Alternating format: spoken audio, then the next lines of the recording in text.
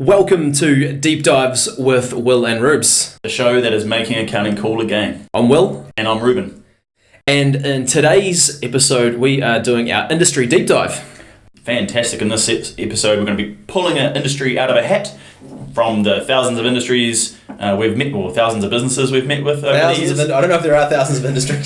There are thousands of businesses we've met with over the years, but probably a good 50 different industries. Yeah, that's fair to say. And we're going to pull one out of the hat at random and discuss what is that industry, what challenges do they face, and how do they make money, so that if you're an accountant or a business advisor meeting with somebody in that industry, you're going to be completely prepared with some really good questions and some really good background around the key things that drive that industry.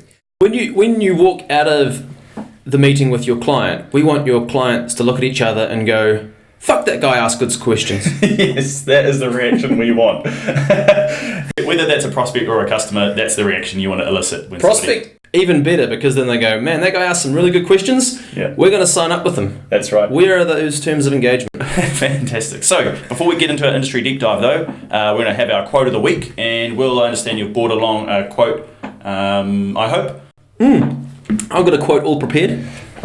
So this quote is from Napoleon Hill. Many people have heard of the book Think and Grow Rich.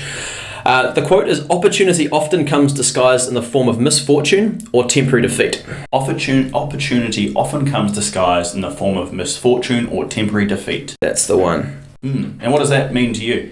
So for me, this has been one of my mantras in business, because I've found that what we've done over the years is really, really push the limits of what's possible. We've always tried to break into new industries and new territory.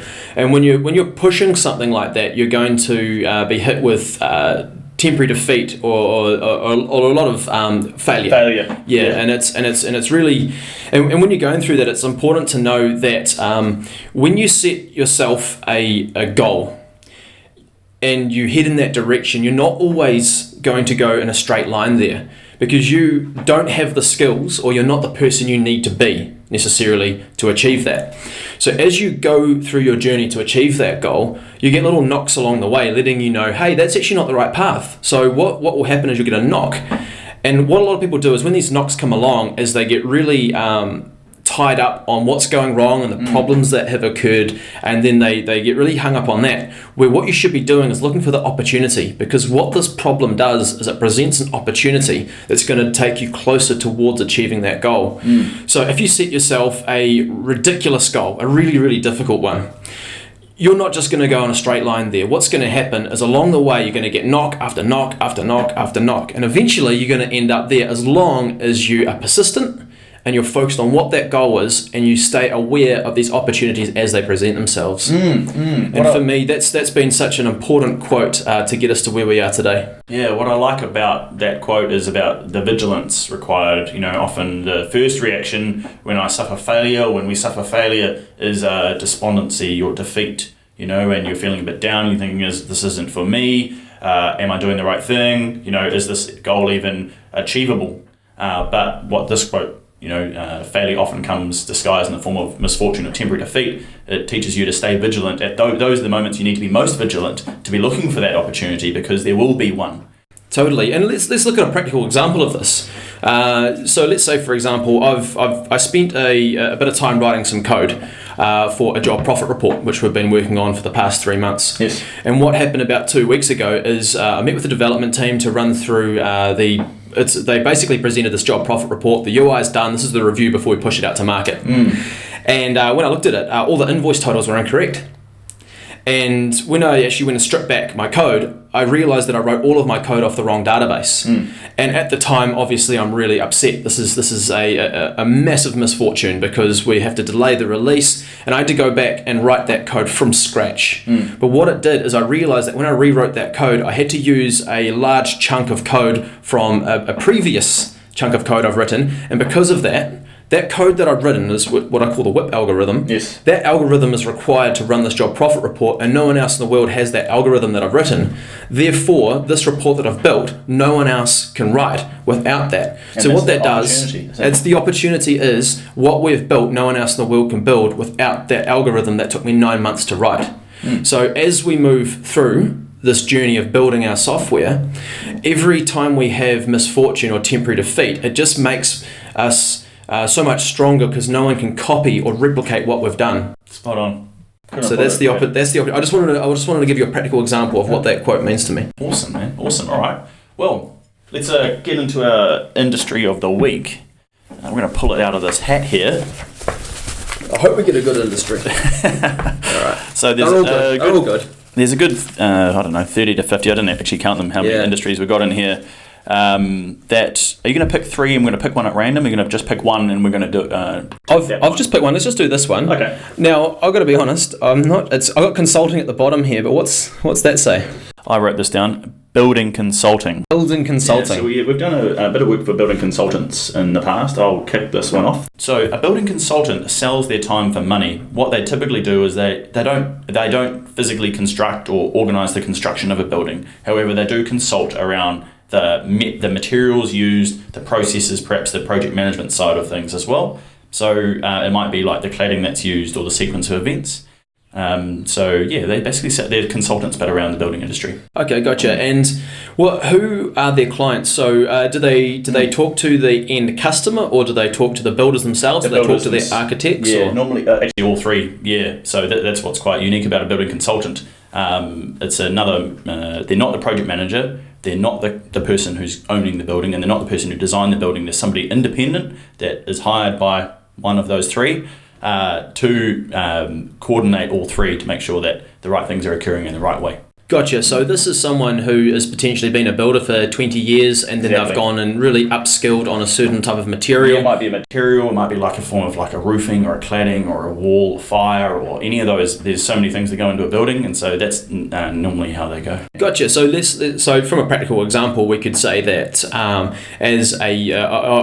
run a building company, and then the architect has given me some drawings, and then there's this fireplace and it has a wetback with underfloor heating, and I've never done that before, and I've been charged to build this entire job. Yep. That's a situation where I'd pull in a building consultant. Yeah, often though, the building consultants we've dealt with typically in the commercial sector. Their buildings are in the multi-million dollar, very long-running projects, high risk. Everyone wants to make sure that everything's like watertight, and done to a high standard. Using the right materials in the right way. So, right. Yeah, the building consultant advises all three of those people around that. Gotcha. So you'll find building consultants usually working in the commercial space rather than the residential. Normally, yes. Yeah, I wouldn't say they only work there, but yeah, the ones we've dealt with, yeah. Gotcha. Okay. And I imagine the reason that they predominantly do the commercial space is that's where all the margin is. That's where all the money is. Yeah, those are the people that can afford to hire an architect and a building consultant and an engineer and build a building. Gotcha. Yes. Okay. So now with building consultants, because they're providing a consulting service to the project managers or to the builders, are they liable for retentions? Not in my experience, actually. So the kinds of people who retentions are you may withhold some portion, or you may not invoice some full value of a progress invoice on a project, and it's invoiced at the end or after some sort of retention period, where to guarantee the workmanship that's been done. That's normally managed by the builder themselves. The building consultant wouldn't typically have retentions, but they do have other challenges around. They typically have large projects, so that's quite a big risk for them. They have few customers normally, but lots of jobs for those customers. So you may have a government contract and you're doing schools, or you may have a large construction customer who uses you for all of their projects. So you've got not many customers and a lot of value tied up in those customers, so that brings its own risk. Because if those projects dry up, you've staffed those for like the last 6 months or longer, 18 months, and now you've got to find new work. So that's one of the challenges our customers have talked to us about. Gotcha. I just want to touch on retentions again just quickly, because I think it's an important thing to understand, because we very briefly touched on it then. And I just want to give a bit of a real life scenario. So let's say, for example, so retentions, you generally find that retentions happen in the commercial construction space, not so much in the residential construction space. Now, as Reubs touched on before, it's to ensure that the workmanship is up to standard. Now, let's say we have a commercial construction project for $10 million. Yep. Now, what would happen is when, let's say, I invoice the client for a 10% progress claim. Yep. So I'm going to send an invoice for $1 million of that $10 million project. Now, what would happen is with retentions is rather than the client paying the full $1 million invoice, they will withhold 10% of that claim until the project has been finished, or 12 months after the project is finished. Yeah. So what that does is it does make it a little bit complicated when you're managing multiple projects with multiple different stages and multiple rates of retentions. That's a complication that you can expect to find in the construction space, particularly in the commercial construction space. So it'd be a really good topic actually for metrics that matter. Absolutely, yeah. We should dive into that a bit further. So sorry, let's keep on track with the building consultants. Right. So because building consultants essentially sell their time for money, one of the big challenges you'll find, or they will find, is that yes, their jobs are tied up in a few large customers. Another problem they have is that their skill sets, the skill sets of the staff that they hire are very specialist. So you'll have one person who knows cladding very, very well, or fire systems, that sort of thing. So hiring people that can consult into the project that you have, because the projects you have are very wide and varied. Every building is very different, and so the requirements are quite different, and so having the right set of staff with the right set of skills is often quite challenging, and scheduling and resourcing those so that you can deliver that service to your customer is another thing they struggle with quite a bit. What's a typical hourly rate, or like a billable, or like what's a charge out rate that you'd see in the building consulting space? Anywhere from 120 to 300, 350, depending on how specialist the area is. Like you gave the example of an underfloor heating wetback fireplace, I think it was. I don't know much about that, and I don't know how many other people know much about that either. But yeah, depending on how specialist you're, perhaps you're consulting around. Maybe it's someone building a dairy or a milk drying processing facility, for example, and there's not too many building consultants who have worked on projects that like that before. So the 2 or 3 people in the country or the world who know about that were very valuable. And so if you have one of them in your employment, then that makes your building consulting practice a lot more desirable for people who are in the business of building those things. I understand. Yeah. So the more finite the skill set available to the market, the higher price. Absolutely. So it's a very competitive market for finding staff to hire in building consulting. In my experience, and based on what my conversations with our customers.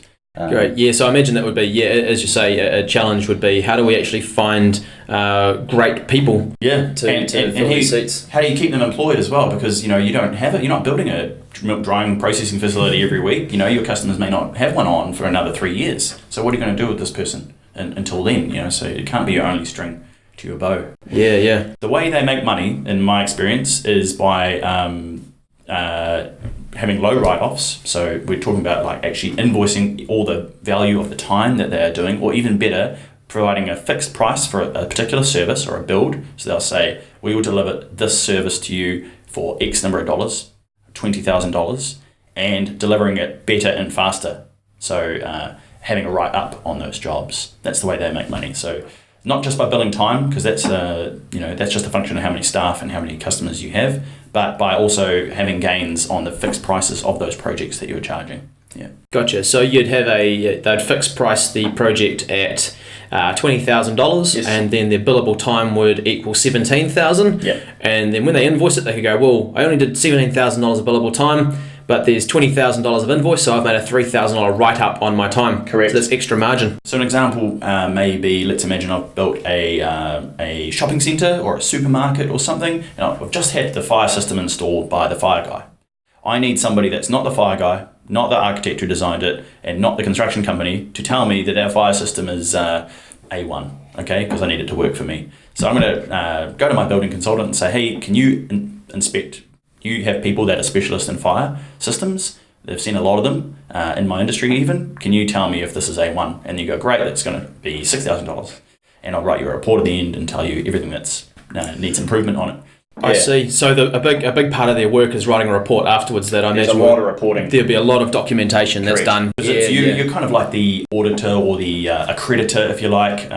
You're the one saying that's A1. That's a cool way to look at it, man. Like you're sort of like, you're the auditor on a building. Yes, yeah, very much so. Yeah, so it comes with its own risks. Yeah. So I imagine the insurance involved, the insurance bills for a building consultant would be quite high. Yeah, exactly. I wouldn't know much about that myself, but yes, I can imagine so, because there is a bit of risk involved. Yeah. All right. Excellent. So we've covered how you make money, we've covered the challenges faced, and we've covered what is building consulting. Is there anything left to cover about this industry? The only thing I can think of is what sort of technology would you be using to run a building consulting business? That's a really good topic. So obviously you're selling time for money, so you're going to need some sort of ability to track time and invoice that time out. You're also going to need, a big part of what you do will be quoting or providing estimates to people. So you're going to need to be able to track that time against some budget. So some sort of job project management tool, you'll typically find them using that. Great. So let's just throw some examples out. We could look at using Xero for the accounting system. Yes. Yep. We could look at using Workflow Max for all the timesheeting. Correct. Yeah. And for all the job management. Yep. And then for our quoting, we could go down a few different paths. I'm going to throw 3 at you. All right. One is we could use Workflow Max itself, because Workflow Max has a quoting function in it. The downside of the quoting out of Workflow Max, however, is that you're working with just quite a static PDF for the quoting. Actually, I'm going to give you 4 examples. One is Workflow Max. The other one is we could look at having a Word document. So it's a full-on 20-page Word document with drawings and proposals and all sorts of things. Something you're not really going to get out of an app as such. Correct, yeah. And that's because they need to provide a full documentation as part of the proposal. Another one is we could look at Quotient, which is a fantastic quoting app. Totally. The downside embed images in that. You can embed images, you can accept online. It's really cool. The downside of using Quotient is that there's no integration with Quotient with Workflow Max. So once the quote's accepted, we then need to go and replicate that quote in Workflow Max, set up the budget, and then follow the job through. Totally. Not a massive problem. If you're doing less than 20 proposals a month, really good solution. We've got a few customers who do that. And in building consulting, like we said earlier, you've typically got larger, longer running projects, so the volume of jobs you're accepting is not high. So the burden of creating a job, not from a quote and having to type it up again, is actually quite low. That's right, yeah. Because it's only, if it takes you 5 minutes to set up a job in Workflow Max, exactly. So if you were to set it all up, and then you're only doing 10 of those a month, that's only 50 minutes a month. Yeah, exactly. Where that could be $200,000-$300,000 of turnover. Exactly. So it's not a big burden. Now the 4th option I was going to suggest is Practice Ignition. Now Practice Ignition has an integration with Workflow Max.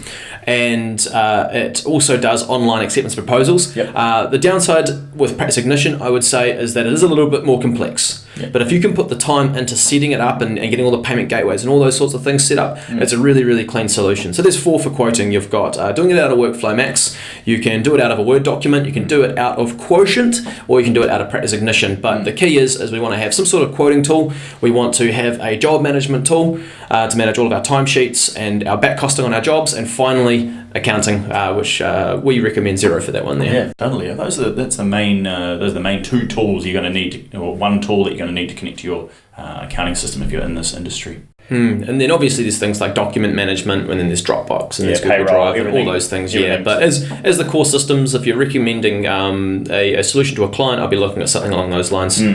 Fantastic. Okay, so that's building consulting. We'll fold that one up and call that done. What do you think? Yeah, all done. So was that going to wrap up our industry deep dive? I think it is, man. Great. All right. So we'll see you in the next episode where we'll be covering metrics that matter. See you then.